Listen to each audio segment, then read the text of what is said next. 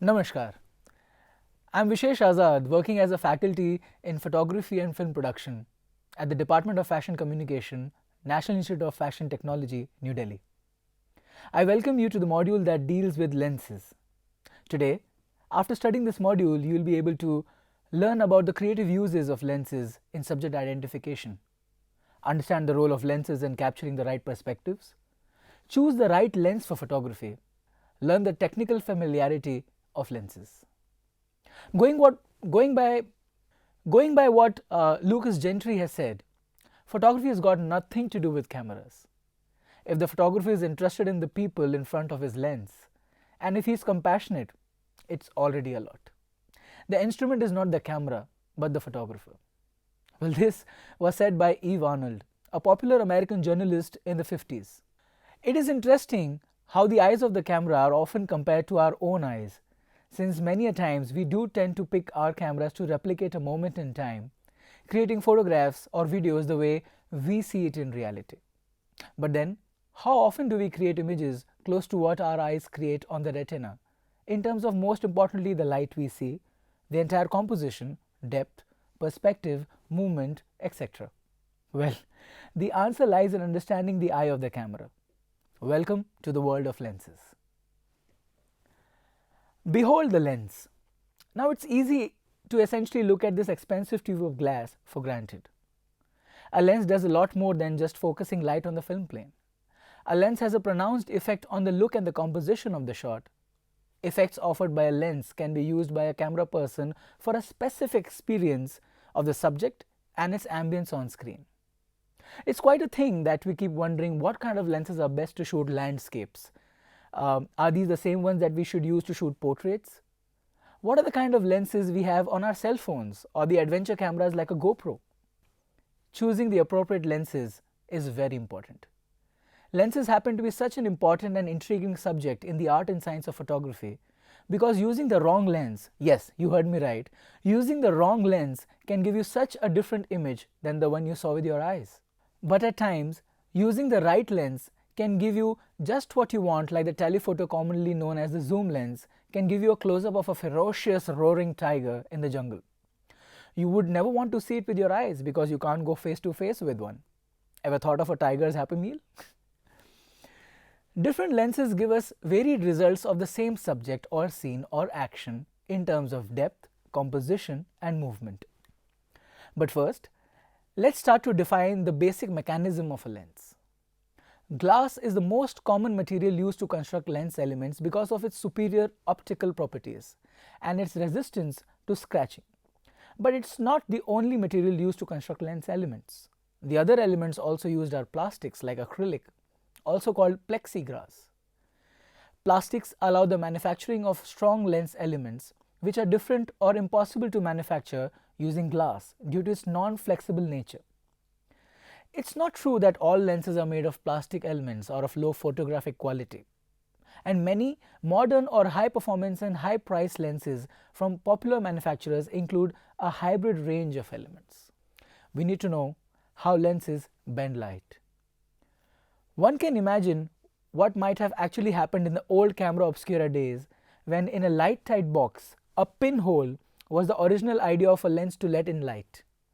This tiny light opening allowed light to project an upside down image of the subject on the back of the camera, known as the film plane. Now imagine cameras today without a lens. Knowing what lenses do and what could be the effect of shooting without a lens. Let's try to check this out.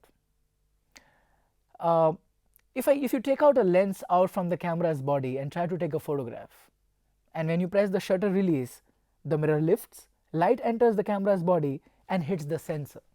But at this moment, there is no glass assembly which is bending the light, which means we cannot control the light inside the camera. In terms of photography, we can actually control the duration of light coming inside the camera through the shutter. But one will not be able to balance it without the aperture, which is inside the lens. The aperture controls the amount of light entering into the camera through the lens. Now that the lens has been taken off here, there is abundance of light entering the camera, and no matter how hard you try, you will never get a focused image. If you've been naughty like me to burn some paper in your childhood using a magnifying glass, you would have realized what used to happen.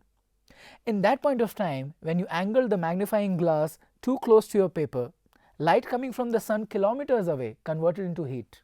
Now this big opening of the aperture when you brought the magnifying glass closer to the paper was narrowed down, and light which was coming from kilometers away could actually convert into heat and form a dot of these light rays and burn the paper. So whatever we see is made up of millions of dots. Now why is this a circle, not a triangle or a square? It's because the human eye is circular. The lens that we have in our eyes is also circular. So whatever we see is going to be made up of millions of circles. Hence lenses are used to bend light and form images. Now let's talk about what are types of lenses. In order to understand lenses better, we need to understand how lenses differ from each other based on certain characteristics of a lens. Let's start on how lenses differ in construction. What is the basic types of lenses? There are two. We call them variable and non-variable lenses. Some lenses would give us a fixed view. In order to zoom in our view, we need to get closer with the camera itself, manually. For example, with our eyes, in case you need to have a closer look at who has messaged you on the phone, you tend to go closer to the phone, physically shifting the camera itself or at times bringing the phone closer to you. These kind of lenses which give us a fixed frame effect are called non-variable lenses or fixed lenses since they give us a block frame.